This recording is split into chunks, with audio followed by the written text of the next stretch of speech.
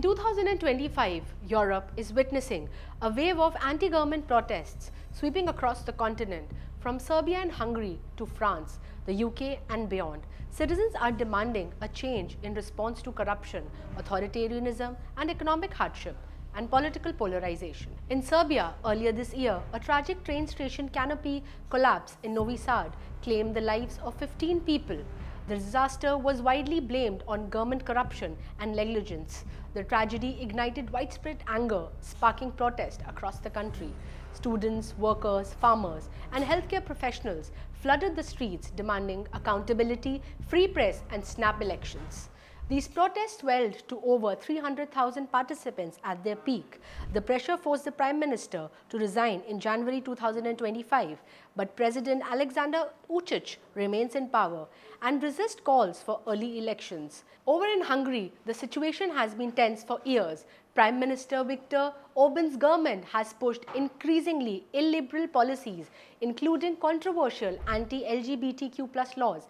In response, hundreds of thousands turned out to defy government bans on Budapest pride parades. The mass demonstrations aren't just about LGBTQ rights. They symbolize growing frustration with corruption, media control, and political repression. With national elections approaching in spring 2026, the opposition, especially the rising TISA party, is gaining momentum. In France, supporters of far-right leader Marine Le Pen took to the streets after she was banned from office due to corruption charges, highlighting a deeply polarized political climate. In the UK and cities like Amsterdam, diaspora communities held protests linked to Turkish politics, reflecting global socio-political activism. Even if domestic unrest remains limited, Bulgaria has seen thousands of protesting corruption and government's plan to adopt the euro, demanding a referendum and greater transparency. In Spain, especially in Catalonia, renewed calls for independence mix with economic grievances. Meanwhile, Italy faces nationwide strike against austerity and rising living costs. In Germany, activists are rallying for climate action, social justice, and anti-corruption measures, showing a rising tide of civic engagement.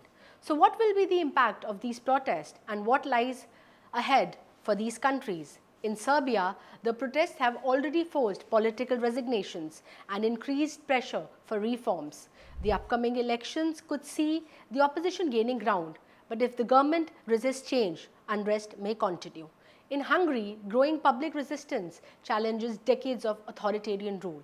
The 2026 elections will be critical. A strong opposition could end Viktor Orbán's dominance, but the government's control over media and institutions remain a hurdle.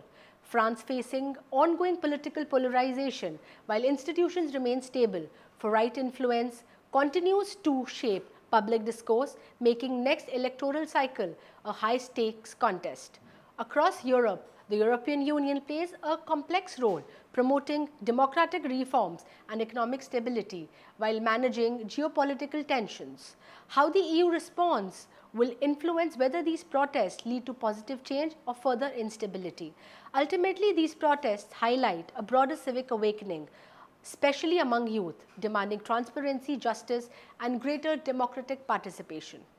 Europe is at crossroads.